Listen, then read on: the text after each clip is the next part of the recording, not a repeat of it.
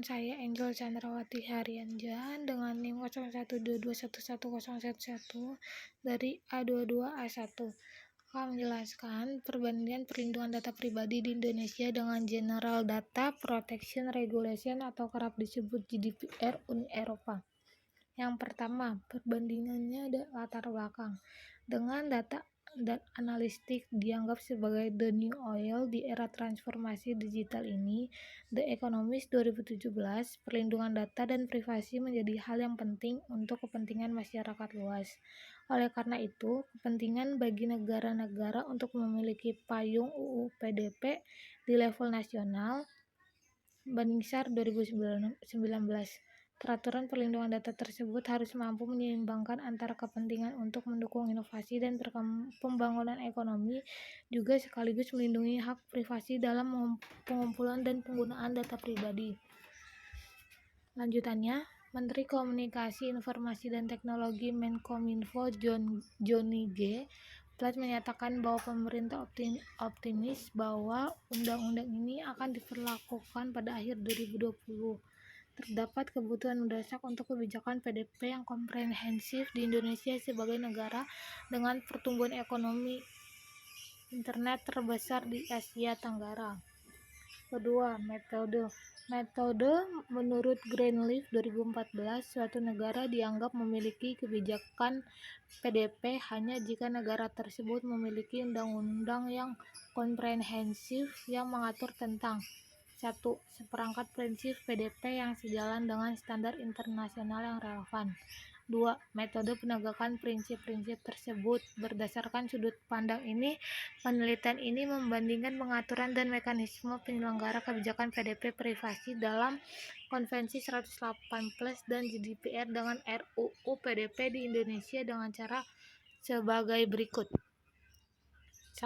Analisis terkait pengaturan PDP. A. Batasan dari cakupan dan pengecualian, yaitu apakah dan sejauh manakah RUU PDP Indonesia mencakup sektor publik dan swasta. Juga menyangkut pengecualian, apakah pengecualiannya parsial dari prinsip tertentu atau pengecualian secara penuh untuk lembaga atau kegiatan tertentu.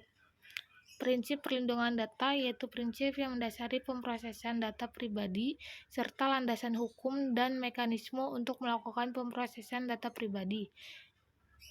C. Hak subjek data, yaitu berbagi hak subjek data terhadap data pribadinya. Yang D. Kewajiban pengendali dan prosesor, yaitu dengan ruang lingkup tanggung jawab pengendali data dan prosesor yang dikenakan di Eropa dan di Indonesia. E. Transfer data internasional, yaitu mengenai mekanisme guna menjaga keamanan proses ekspor data. Kedua, analisis mengenai mekanisme penyelenggaraan kebijakan PDP. A.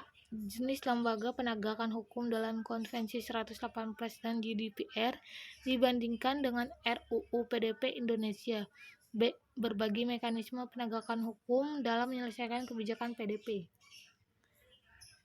Ketiga, lanskap PDP di tingkat internasional dan alasan perbandingan dengan Konvensi 108+ dan GDPR.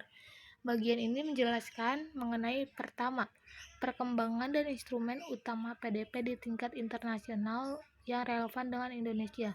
Kedua, alasan mengapa studi ini membandingkan Konvensi Eropa 108+ dan GDPR dengan RUU PDP Indonesia.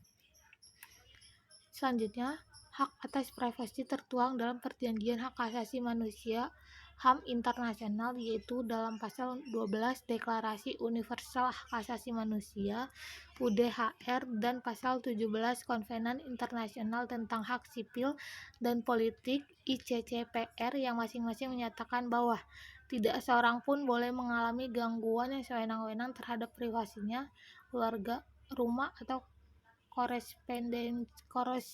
korespondensinya atau serangan terhadap kehormatan dan reputasinya.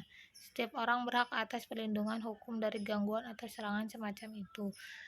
Tertuang di dalam UDHR 1948 Dan kedua itu tidak seorang pun boleh mengalami gangguan yang sewenang-wenang atau melanggar hukum terhadap privasi keluarga, rumah, atau korespondensinya, atau serangan tidak sah atas kehormatan dan reputasinya.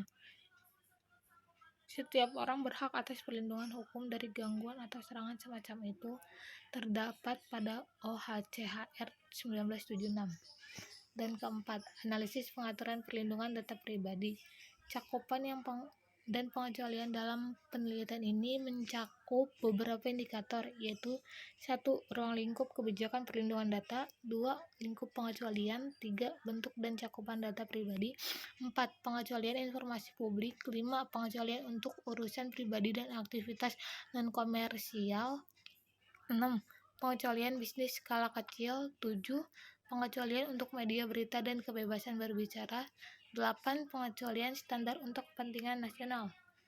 Perbandingan kelima, mekanisme penegak hukum dibagi menjadi 2 jenis lembaga penegak hukum.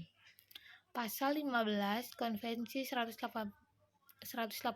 mengatur tentang otoritas pengawas. Konvensi 118 menetapkan kewenangan otoritas pengawas untuk campur tangan, menyelidiki, terlibat dalam proses hukum, atau meneruskan pelanggaran tertentu konvensi ke otoritas yudisial. Selain itu, otoritas pengawasan memiliki tugas untuk meningkatkan kesadaran publik tentang fungsi dan kewenangannya, serta memberdayakan sumber data, pengendali, prosesor, dan aktor lain yang terlibat. Otoritas pengawas juga diperbolehkan untuk mengeluarkan keputusan terkait pelanggaran dan memberikan sanksi administratif.